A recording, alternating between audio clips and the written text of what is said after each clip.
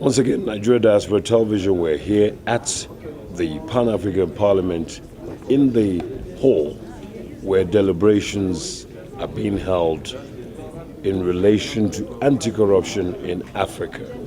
And joining us here to give a few comments about the day's proceedings is Professor Bolaji Owasanoye. Professor Bolaji Owasanoye is the Executive Secretary of the Presidential Advisory Committee Against Corruption. Professor Owasanoye, welcome to South Africa and welcome to this august occasion. Please, can you tell us, firstly, we've just heard again that President Buhari has been nominated as the champion of anti-corruption by the AU. And I guess that is a very good thing for Nigeria. What are your thoughts about that? I think it is a good thing. It's a sign that Africa recognizes the role and the crusade that President Buhari is leading at home. Even if there are a number of Thomases back home, they say, well, a prophet has no honor at home. But this prophet has honor outside his own country, and his colleagues and peers, the heads of government in Africa, have found him worthy to be appointed as the AU champion for combating corruption for 2018. So it's very gratifying. It indicates that outside Nigeria, the determination of President Buhari is noted and recognized. If he were not succeeding at all, I don't think he would have been appointed by his colleagues. It shows that there are some positive signals and signs that are reverberating outside of the country. Now, Prof, with regards to the recovered monies, we believe there's quite an extensive amount of money that has been recovered in dollars, in pounds, in euros, and in naira. How can you explain to us how those monies are being applied? Do they go into the budget? Are they in some special fund, or are they putting it in infrastructure? Where exactly are those recovered monies? Okay. First of all, the money is part of the budget. The government, when it came in and did its first budget in 2016, created a line item for asset recovery because the government recognized and realized that fighting corruption, a major component of it is recovery of assets, and that when it recovers assets, it cannot spend without appropriation, legislative approval. So there's a line item created in the budget on asset recovery. So when assets are recovered, it goes into the constitutionally created fund, the Consolidated Revenue Fund, and it is spent on social investment program. That's the second issue on what is the money being used for. The money is being used for the Nigerian people. The social investment program of government, which targets the most vulnerable and the poorest in the country, focuses on a number of critical areas.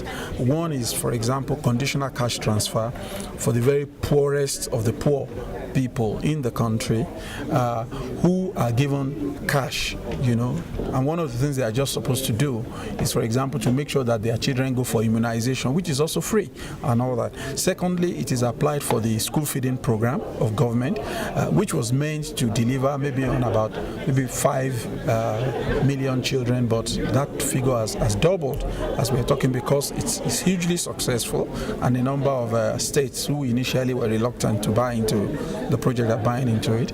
The money is going into Empower, which is a program to empower and build the capacity of young people with technology and also place them into jobs. It is going into bursary awards, for those who need scholarships for technical education and technological development. And then it is going partly into funding those who are starting small projects and all that. So the recoveries are channeled directly into what government calls its social investment program. And those social investment programs across the board target the weakest Nigerians and the most vulnerable, quote and unquote, the real victims of the act of corruption that led to the money being stolen in the first place. Right. Just a final question, Prof. There are those who believe that the Constitution of Nigeria, especially as it relates to immunity from prosecution of certain officials, especially the powerful guys, the governors. What's your take in terms of, I suspect it's Section 308. So a governor comes into office, spends 8 years there. If he decides to loot for 8 years, there's nothing anyone can do. Not the EFCC, not the anti-corruption agencies that are all around Nigeria. What's your take on those provisions that give immunity to serving governors in Nigeria, some of who are the most powerful and richest people in Nigeria? Well, opinion is divided on the validity and the value of immunity clause. On the one hand, there are those who believe that if you don't have an immunity clause of this type, the president, the vice president, the governor and deputy governor, who are the only ones right now who enjoy immunity, could be distracted from their work by litigation. You know, they'll be spending time to answer to those charges. But Netanyahu is under investigation while he's president of Israel. Yeah. The law does not prevent investigation, it prevents prosecution. And the Supreme Court in Nigeria has held that a serving governor can be investigated. And you can hold the report and the outcome of your investigation until they leave office. And when they leave office, then you can actually use it against them. And a number of former governors... Most of them tend to head to the airport. A number of former governors are being investigated. Prosecuted at the moment, and the prosecution is the result of investigations that was carried out when they were in office, you know, of atrocities that have been committed by them, and so those cases are ongoing. So it's not correct to say that it's a completely frustrating, you know, and disarming provision. It's a provision that says you can wait.